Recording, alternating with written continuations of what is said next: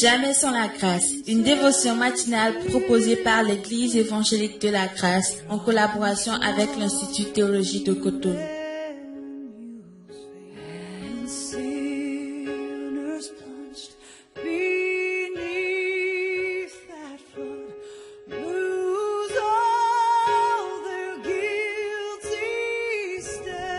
Bonjour chers amis, chers internautes, nouvelle journée, nouvelle provision, bienvenue dans la dévotion de ce matin. Seigneur, tout est de toi, tout est par toi et tout est pour toi.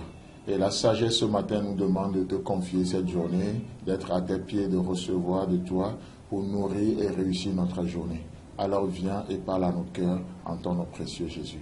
Amen. Jean chapitre 14, le verset 1. Que votre cœur ne se trouble point. Croyez en Dieu et croyez en moi. Amen.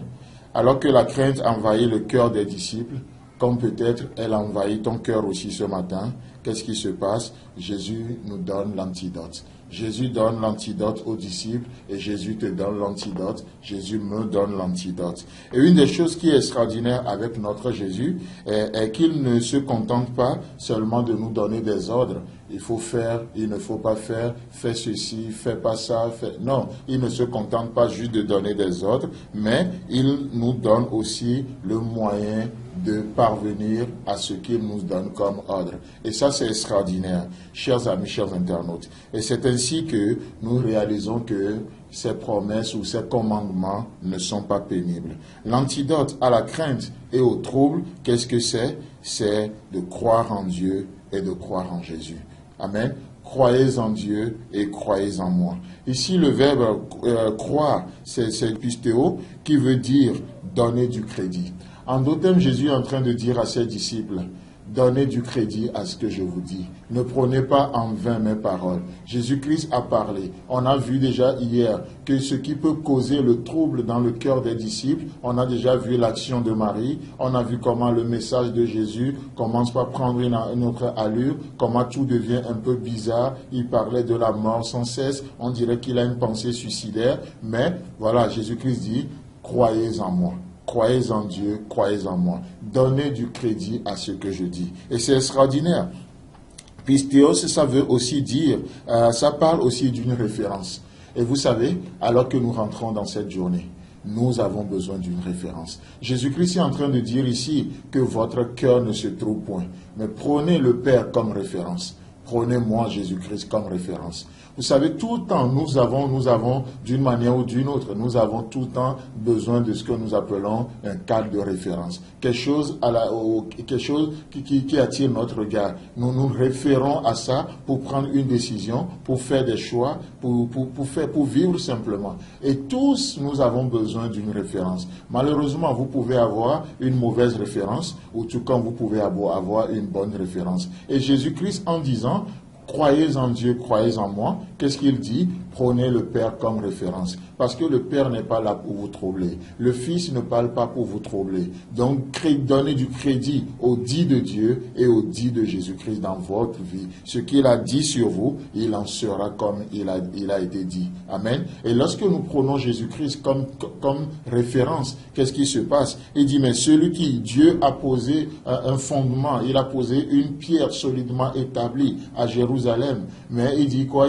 La pensée continue en disant, celui qui le prendra comme appui n'aura point hâte de fuir, parce que c'est un fondement solidement posé. C'est une référence. Et Jésus-Christ veut être votre référence dans cette journée, pour faire des choix, pour prendre des décisions, pour vivre simplement. Jésus-Christ aimerait être notre référence. Il exhorte les disciples à combattre le trouble de leur cœur par la confiance en Dieu et la confiance en lui. Et lorsque nous parlons de la foi, vous savez, la foi, ce n'est pas juste une pensée positive, mais c'est d'être d'accord avec Dieu.